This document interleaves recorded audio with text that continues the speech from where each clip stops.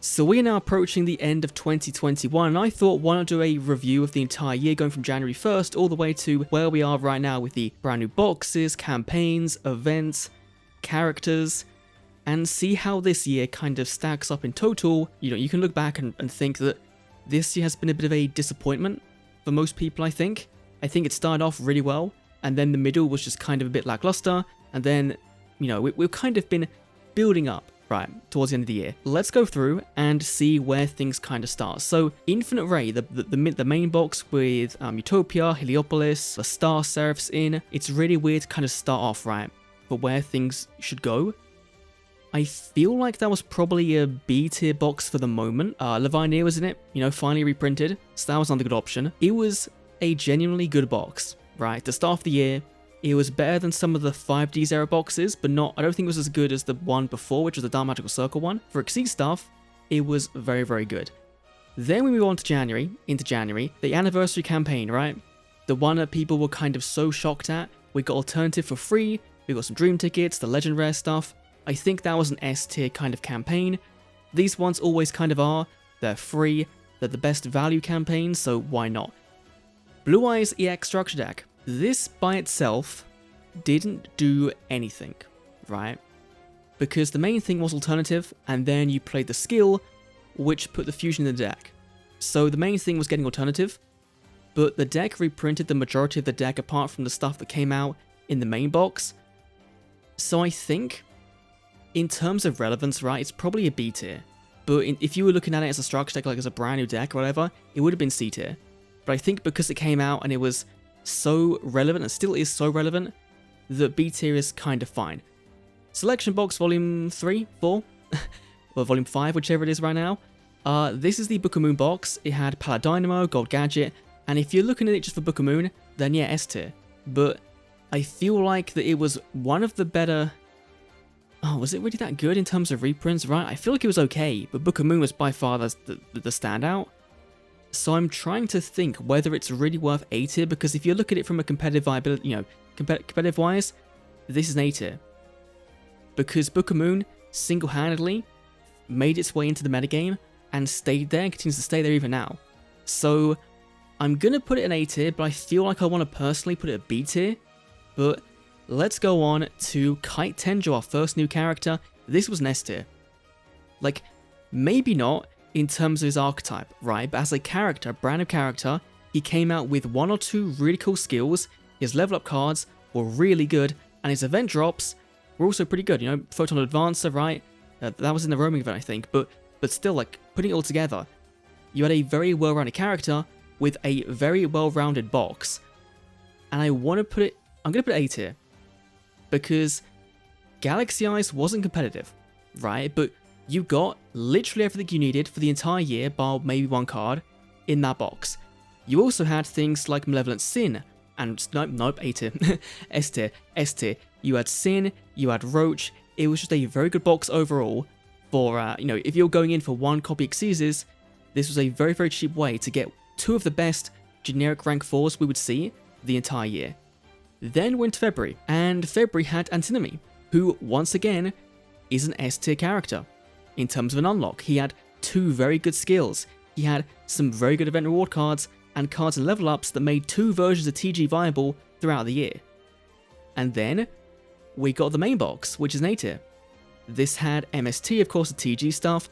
I'm kind of blanking on the rest, but I think that's what's important, is that this box had this stuff in it. I'm gonna do a quick Google real quick. Let's just bring up the Konami website just to make sure that I'm thinking about the boxes in the right way. Antinomic Theory. Okay, so this box was MST. It was Rika's, which kind of then again Rika's did come out of the gate and, you know, ruin that skill. Bahamut Shark was really good. Lantern Shark was really good. So yeah, I'm sticking with the A tier there. Not S tier, but A tier. I think that's pretty fine. Duke Devlin. D tier. He doesn't need to exist. He brought in a brand new kind of unlock event, right? With the bingo card dice thing inside the gate, which was cool, I guess, but he had no usable cards in his unlocks, no usable skills, but he was a DM character, which meant 45 levels of rewards, which meant lots and lots of gems. So in that sense, it was okay. But in terms of a an actual good character? No. Sign of the Harpies. This was a definite S tier box. In terms of meta relevance, right, if we go back and take a look at it, I wish they kind of put these in the right order, but this was so good just on the basis of getting the Harpy core, which would be one of the most top tier decks for the for the entirety of the year, right? We had Hang On Mac, which was abused very early on with level augmentation. Blade Armor Ninja. It's a very good card for the raid duel events. I think that in terms of investment wise, one of the best boxes. And then we go to one of the worst boxes investment wise into Eternal Galaxy, which isn't terrible, but I think it's a C tier because the only thing in that box that's actually relevant, right, is, I'm pretty sure, it's Tenki. Yeah, because we had the Fire Fist, right, which were, it was good to see Dark Ruler no more. Excalibur's kind of cool when you can put it off, but Grapha came out too late. Neo Galaxy Eyes, wasn't usable for a very long time and still isn't. The Fire Fists just, again, did nothing. And Eternal Galaxy also was in it as well, which I guess is useful for that deck as well, so you do need to go to this box as well. But yeah, Tenki was the only real important piece of the puzzle, and I feel like that without it, the box would have been, D tier or E tier if it existed. So yeah, we're going to put it at C for the moment, and then we move on to an A tier event, in my opinion, was the Duelist Road Zexal event. Because over the course of that first event, we got some okay-ish reward cards, right? That wasn't the important bit. The important bit was it brought an event format back, which we had a Callan, which it made it more usable and better, and then it brought in a brand new character, technically, in Human Astral Zexal form, but then gave us two brand new skills that were very similar, but worked very differently, and could be played in totally different versions of the same deck. So I really liked this. I really like what they did with this, and I wish they do it more. And we'll get onto the Duelist Road in a bit, because the next iteration was so polarizing to me. It was really good for one thing, but then really bad for another. Moving on to our next main campaign, again going into the S tier, the Kcgt Celebration. This was very, very good. Again, you're getting 2 Dream tickets, you got the free Shooting Star Dragon, you got a Yusei skill with it as well, that would go alongside the Stardust EX deck, which gave alternate art Stardust. Very good reprint-wise. New card-wise, we got Junk Converter, which was the main kind of thing that made that whole deck work. So again, I'm going to put it at B tier. I think the deck by itself is better than the Blue Eyes 1 in terms of value, right? But competitive viability, the Blue Eyes 1 was always going to be better. But then we have our boy Primo, and I think he's going C tier. I don't think he's as bad as Duke is, but he's not good, right? He just kind of exists. He exists to be gems. Some of his skills sound okay, but the big thing with Primo was it was a lot of Tag Force cards coming into the game that won't do anything, but was still kind of cool to see. Then, the mini box alongside him, King of Vermilion. This is a B tier. I might put this in B tier, because even though if we go back and have a look, right, you think about that box and you think that was a really good box, right? In terms of the super rares, right, we had Tuning, a very, very good card for that Stardust deck that works very well. Resonator Cool and Crimson Resonator, the 2 main important parts of that package. But the rest, like Wizel and especially the ultra rare cards, in Armor Master, a very hype card, but did nothing. Renova Dragon, a very cool card, did nothing. And Wonder Magician, a card you didn't need because the skill already gave it to you. It really didn't. It fell flat in that regard, but it was also still a meta-relevant deck, right? Resonators came in clutch with the brand new skill we got with the box. And I think this was the box that started the trend of giving us new skills with boxes. So then again, maybe bump this to A. I feel like there should be like a bridge, right? Like a B+ tier that put this in, because that's where I kind of would put it. And I don't think I can make a tier in here, right? Whilst I'm live, I can't do. Okay. Oh, I can. Add a row below. Oh, we're gonna call this the B+-ish tier. So yeah, let's go and put that in the B+-ish tier. I think that's fine.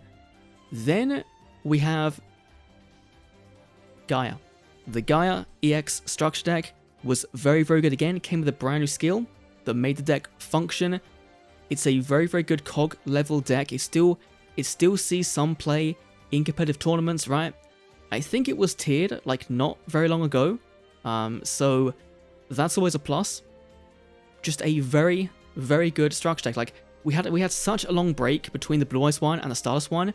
We then got those two back to back very quickly, and there is a very, very clear power gap between the Starless one and the Gaia one. Starless one was better reprints, Gaia one was more power, so you can see that. Then we have Quattro. Now Quattro I think is Quattro is like a B tier character. Of course, Gimme Puppets came out. They came out in the main box. We'll talk about that in a minute. But Quattro had some pretty cool cards in both his level ups. It was a raid event, which I like. He had some very good skills for that deck. So maybe even B plus-ish, actually. Like, looking at who... Yeah, looking at who we have left, B plus-ish. Because then we get to Darkness Gimmick, the main box. And I want to go back and take a look at this one, because I don't want to get this wrong with what's inside here. Because this was this was our first reprint for Paladynamo, and it was very hyped, right? Because we saw things like Grand Mole and thought, oh my god, it's going to come in. But look at this box. None of this mattered. Gimmick Puppet, sure, came in, got a lot of support for an Orbital, was good for Photons, but none of this mattered.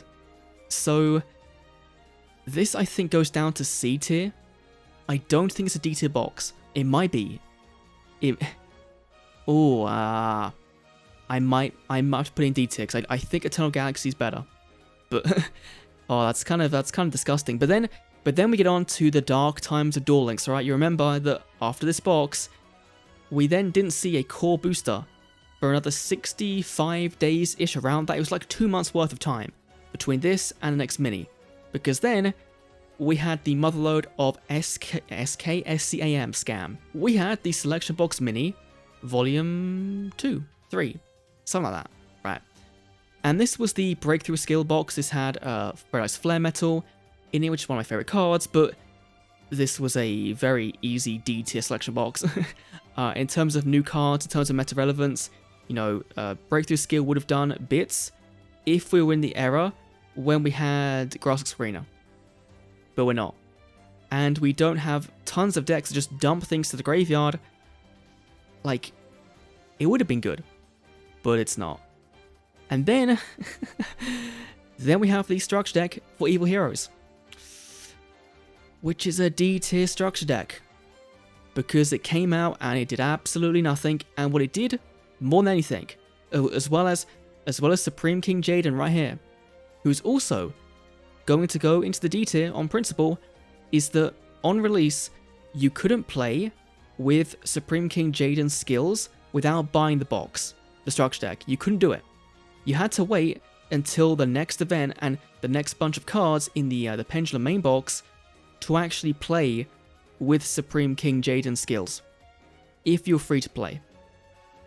Which really, really sucks. Gatekeeping content because you haven't bought a product is dog shit. Like, if you got the skill with the box, then sure, but you didn't. It was something you got for free, and you were kind of expected to just deal with it. So, I wasn't a big fan. I don't think I made a big video kind of publicly calling it out, but that's kind of how I felt at the time. I was very vocal about it on Twitter and Discord, at least. Then, continuing on with the ultimate scam, we have the Duelist Pass. Remember this, right? I think this expires tomorrow. Like, the actual campaign for it ends tomorrow, so we might see a brand new Duelist Pass coming out within the next week or two. Right, start New Year off with a bang and get a brand new Duelist Pass that's absolutely the same and absolutely, not great. Yeah, I think it's a D tier. But the thing is that for what it is, it's okay. Price-wise, it's not expensive, right? For the time period you got it for, it's not expensive. For a content creator, it works out great because you are farming your characters really quickly. You're getting packs. The music feature is a bonus. I don't know why I'm trying to argue myself. It was a disappointment, right? It was not what people wanted for a Duelist Pass.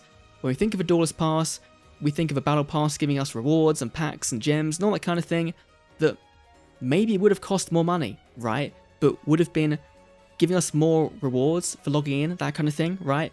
Just things that made sense, right? That this didn't. But then, then we had the Duelist Kingdom event. This is an easy B+-ish event. It's my favorite PvP event of all time. I really like it. We've got it right now, but the downside still is that they haven't managed to balance it correctly, I feel like. You know, Water Xyz and Harpies, both times, have been the best decks to play, and because of the way the system works, is that it keeps alternating between them each different day. I like the event, I really do. I find it really fun. I think the reward-wise, how they do that, and how you fight Pegasus to get your rewards, which means you're pretty much always guaranteed to get all the rewards, I think is really good. So, Konami, you're on the right track. I like this one. Then we have Trey. Now, Trey, I think, belongs in the C tier. He's not a great character, he's not a bad character, he just kind of exists, right? There's nothing overly wrong with him. He gave us some Chronomaly cards, some skills that, that do work with the deck, right? So that's always a good thing. The mini box, though, Arts of Atlantis, was a very C-tierish box for the time we waited. We waited a very long time, 60 days for a box, and it was this. And it wasn't that great. Guardian came in though, right? The rank 3 Xyz, that was very good. But beyond that, it really didn't do all that much and wasn't all that exciting to me. Now, we enter the era of Pendulum Summoning, with, once again, the Duel Links New World campaign going right up the top into the S tier. Again, free dream tickets, free cards, free gems, always very, very good. Let's start with the Selection Box Mini Volume, Super Mini, right? Volume 1. This is an A tier box, right? If you're playing Pendulum, then this box was pretty vital early on, still is, right? Archer Eccentric, the Aether Guy not so much, but Eccentric is very useful. Eccentric can be used as well in Gaia to get around the skill nerf. And the way they did the reprints here, that they didn't include any core archetype cards in this box, right? If you wanted the Silver Samurai support or the Melody support, it was in the main box that anyone could get free to play.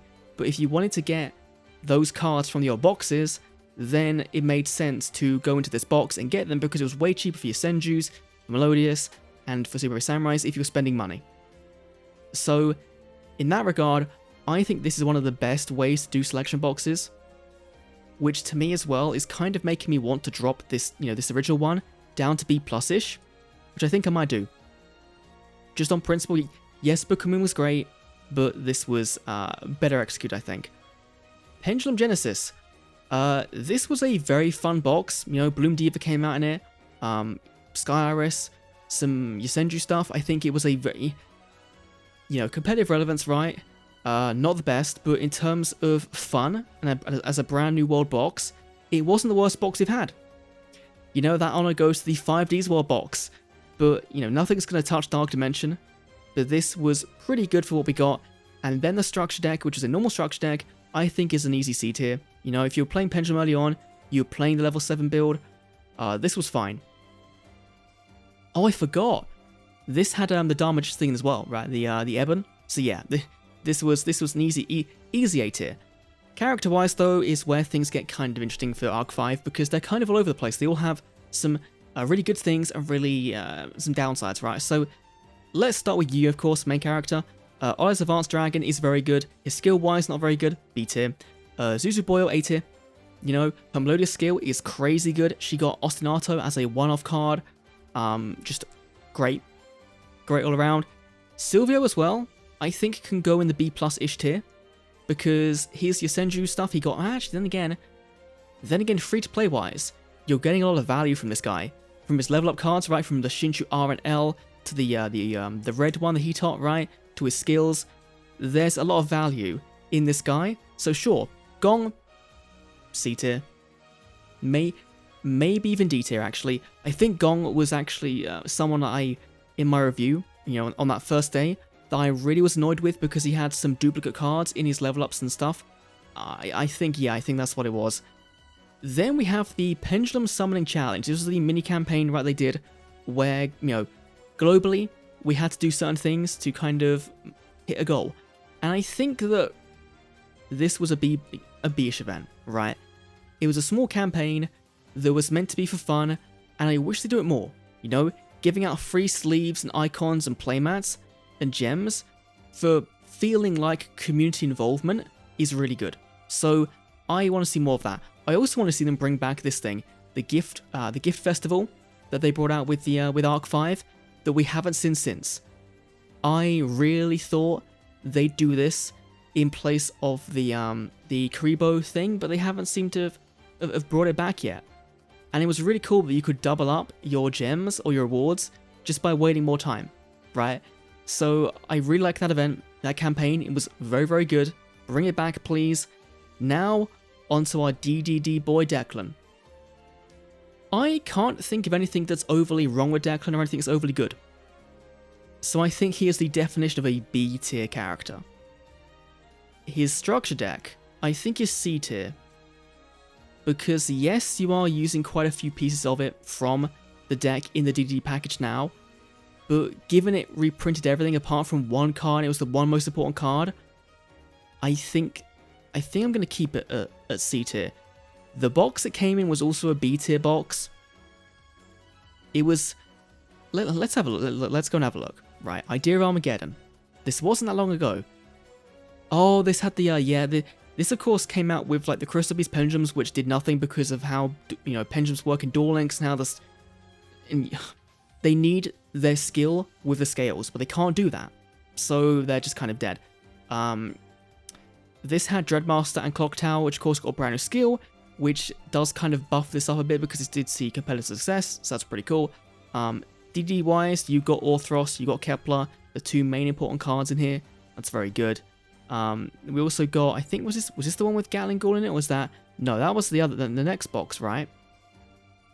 Was that... No, it was Gatling Ghoul, okay. This was the Gatling Ghoul box with Trump Ghoul, yeah. So there was a decent amount of stuff in here, but I think B tier kind of fits. Then we have Duelist Road Dark Side Dimensions, which I put this Duelist Road up here in A for this. I think this goes down to C tier. And the reason, they did some really good things, right? They put EX jewels in there, right? So that, when you were going through the later campaigns, that you would end up being able to go into the lottery, or the card trader, sorry, and get, glossy upgrades. You'd be able to get some skill tickets, that kind of thing. But the event was so damn long that it was like 2 weeks long or something. It was stupid. It was so long for no reason other than it being a DM event. Having Yugi and Kaiba on the cover of the event, it didn't need to be that long. And that point in Duel Links, right, between, Idea of Armageddon through to the new main box KC Cup era kind of thing, that was one of the low periods of Duel Links for me, like ever. In terms of how fun the game was to open and just play, it really wasn't. Then we have the main box that brought back Book of Moon. Now, for that, it's like A tier, but I think it's B tier as well. Because if we go back and have a look and see what's kind of in it, Chaotic Soldiers, it was one of those boxes where support is kind of all over the place. Necros came out and didn't do anything really. Archfiend Black Skull Dragon was a kind of cheesy, KC Cup deck. But beyond that, Gishkis, I'm having a ton of fun with in the new event. Bujin's, did kind of okay for a day or two, but it didn't really do all that much. Then they that's the thing, is that I'd probably put it as C tier, but because of Book of Moon, it's going to B tier. So yeah, so my thing of Book of Moon being B plus-ish, that made sense because that was the first release, right? 25th anniversary, A tier. It was only one UR Dream ticket, no Dream SR ticket. It was a free campaign, we get this every year, same every year, so A ranking, it makes sense. We're getting some new sleeves and playmats sometime in January to support this, so that's fine. Cyber Dragon EX deck. B+. Only because they're waiting on more support, right? I think Cyber Dragon is still waiting on something new in the main box maybe that brings more out of them. Because this deck by itself doesn't really do that. It's not, it didn't bring them back to the heights they were at before, which is good, right? And I've always said that Cyber Dragon had to have that skill butchered, right, for this to happen, for Nova to happen. and for Infinity to happen at some point, they need the skill to be butchered, otherwise no one would have actually bother playing this version of the deck, and I'm glad people are playing it. But it's just kind of a B+-ish deck. It reprinted quite a bit of what you needed from that box. I think it didn't reprint one thing from that new box. I think it might have been Overflow actually, because we got the Fusion, and we got Cyberload Fusion. We didn't get Overload. So it was good in that regard, right? For reprint-wise, it was very good. And then we have the newest mini-box, Force of Infinity, which I think actually is kind of B tier as well. You know, Mech Lords, the Mech Lord stuff, no one really cares about, but the Pen stuff, the Dynamists, and the Abyss Actors are both fairly competent. Abyss Actors, I think, right now are a tier 4 high potential on Duel Links meta. Dynamists as well are a very free-to-play friendly Pendulum deck that are actually somewhat decent, so good in that regard. Aporia. Going alongside this, C, D, C, D, C, C. If I've put Aporia or Primo at C tier, then Aporia has to be at C tier as well, because they both kind of support the same characters, right? They both support the same decks.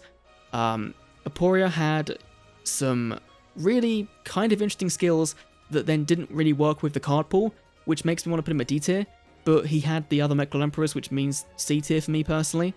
And then we have the KC Cup, which I'm gonna put a tier below. Oh no. I'm gonna put a tier below this, right? And in the tier below, we're gonna put the KC Cup. Because, and this tier's gonna be called the Do Better tier. Because I have not really enjoyed the format of the KC Cup in a very long time. It's why I don't play Stage 2. Right, because I don't want to burn myself out on the game by doing so. I think, and I've said this for years, that KC Cup Stage 2 should be ranked. Or at least ranked once you reach COG, right? You do the COG run, and then you're in COG, and then you get COG rank X. So you know that yes, you've got your COG rank, that's important. But then you can have, did I hit top 100 in COG, right? That'd be so cool to see every month. But no, we see it only in one event where you have to grind down and dedicate 3 days of your time and literally not sleep. I don't think that's very fair. I think they should change KC Cup to be more competitive and then have ranked be, you know, after COG level, be this format, and then it'll be fine, right? The gem wise, it's pretty good. But in terms of the overall fun and I think of achieving its goals, I think they can do better. So that is my overview, my tier list of the year of 2021. Of course, we have Anna coming, you know, next weekish. We have the Duelist Chronicles 5Ds that has a brand new Jack skill. If that's good, then, you know, you might see that put over in like the B tier or something. But I think that this is kind of the main events, the main campaigns, the main boxes, the main decks, etc. that came out. That is what we kind of judge on. All the new events we had this year. And so it's looking kind of balanced, right? It feels like it's a very there's nothing that's like over toppling in the S and A tier. It's just a very, very balanced year. And I think that's fine, right? I think that's fine. But this period here, this dark period here in the D tier, oh lord, this was not fun. And I really, really hope Konami heard the outcry from everyone in Japan and in the US and everyone on Reddit, on YouTube, on Discord, on Twitter about this, because it was genuinely worrying. And I remember back in, you know, back when the it got towards this box release and there was no, you know, there was no main box, and I messaged Dawles Best Decks and I went, dude, what if they just don't release a box until the end of August? And he went, no, they won't do that. It's coming next week, right? They ain't gonna do that. And then they did. So I'm sorry for predicting that, but yeah. Anyway, I'll leave a link down below to this so you can go and actually try this out for yourself. And let me know what your tier list is overall for the entire year. Send to me on Twitter. That'd be really cool. Anyways, if you enjoyed, leave a like, comment, subscribe, and I'll see you all in the next Duel Links video, which might be on Christmas Eve because, or before that, but you know, Christmas Eve, a brand new event's coming. So yeah, we'll have to wait and see. Thanks for watching. I'll see you all then. Bye.